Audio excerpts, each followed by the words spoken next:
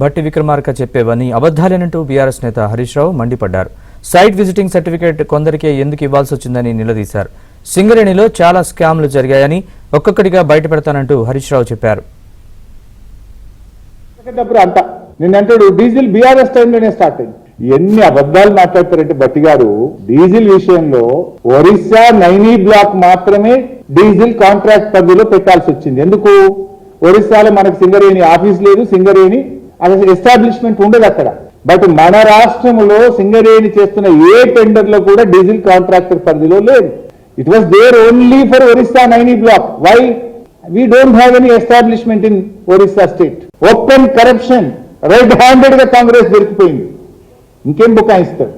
Emails ఉన్నాయి, ఫోటోలు ఉన్నాయి, వాట్సాప్లు ఉన్నాయి, వీడియోలు ఉన్నాయి. ఇంకేం కావాలి? ఇంకా ఎంతకాలం బుకాయిస్తారు? పారదర్శకత అంటూ మాట్లాడిన భట్టి గారు కేవలం, నేను అడుగుతున్న భట్టి గారు, కొంతమందికే సైట్ విజిట్ సర్టిఫికేట్లు ఎందుకు ఇచ్చారు, మిగతా వాళ్ళకి ఎందుకు ఇవ్వలేదు? బయట పెట్టండి. ఎన్ని ఈమెయిల్స్ వచ్చినాయో బయట పెట్టండి. ఎంతమంది సైట్ విజిట్ చేసిండ్రు, ఎంతమంది సర్టిఫికేట్లు ఇచ్చిండ్రో బయట పెట్టండి. నా దగ్గర ఫోటోలు ఉన్నాయి, వీడియోలు ఉన్నాయి, ఈమెయిల్స్ ఉన్నాయి. టైం వచ్చినప్పుడు మీరు ఎంక్వైరీ సిట్టింగ్ జడ్జితో ఆదేశించండి, నేను అన్ని సబ్మిట్ చేయడానికి రెడీగా ఉన్నాను. ఇది ఇంకా చాలా చాప్టర్లు ఉన్నాయి ఈ స్కామ్ లో. ఒకటి రెండు స్కాములు కాదు, పదుల సంఖ్యలో సింగరేణిలో స్కాములు జరిగినాయి. నేను రెండే చాప్టర్లు రిలీజ్ చేసిన. First OB scam, second solar scam, రెండే రిలీజ్ చేసిన. ఇంకా చాలా ఉన్నాయి. సీరియల్ గా వదలాల్సి వస్తుందేమో. సింగరేణి అంటే తెలంగాణ సిరుల గనిగా పేరుండేది, కానీ ఆ సింగరేణిని ఇవాళ స్కామ్ల గనిగా మార్చారు మీరు. కుంభకోణాల కేంద్రంగా ఆ సింగరేణిని మీరు మార్చారు. ఆనాటి యూపీఏ ప్రభుత్వం కోల్గేట్ స్కామ్ చేసింది. మరి నేటి మన కాంగ్రెస్ ప్రభుత్వం సింగరేణి కోల్ స్కామ్ పాల్పడ్డది. ఆనాటి బొగ్గు స్కామ్ తోనే దేశంలో కాంగ్రెస్ ప్రభుత్వం పడిపోయింది.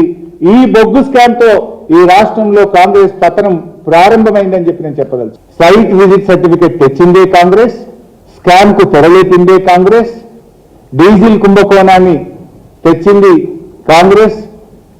ఇంకా నేను చాలా పాయింట్స్ కూడా చెప్పిన, బహుశా మీరు గమనించుంటారనుకుంటున్నా. మొన్న నేను సోలార్ పవర్ టెండర్ స్కామ్ గురించి చెప్పిన, దాని గురించి సమాధానం వచ్చిందా? నేను మొన్న ఇంకోటి చెప్పిన, శ్రీరాంపూర్ టెండర్ ఓపెన్ అయిన తర్వాత 7 సార్లు డేట్ పెట్టి 7 సార్లు ప్రైస్ బిడ్ ఎందుకు ఓపెన్ అయింది? మీ రింగ్ ఫైనల్ కాలేదు కదా, మీ లెక్క సెటిల్ కాలేదని కదా. ఎక్కడైనా 7 సార్లు ప్రైస్ బిడ్ ఓపెన్ కాకుండా టెండర్ వాయిదా పడుతుందా? ఏం కారణం చేత వాయిదా పడ్డది? ఎందుకు ఆ టెండర్ ఇంకా రద్దు చేస్తలేరు? సింగరేణి మీద లక్షలాది జీవితాలు ఉన్నాయి. 5 జిల్లాలు సింగరేణిలో, పాత 5 జిల్లాలు సింగరేణిలో భాగం. ఇవాళ సింగరేణి కార్మికుల కష్టాన్ని మీరు ఈ టెండర్ల పేరు మీద దండుకుంటామంటే బీఆర్ఎస్ పార్టీ చూస్తూ ఊరుకోదు. ఎందుకంటే మీరు ఆంధ్ర నాయకులతో చేతులు కలిపి ఇప్పటికే మా నీళ్లు మాకు కాకుండా చేస్తున్నారు. కృష్ణా గోదావరి జలాల్లో తెలంగాణకు అన్యాయం చేస్తున్నారు.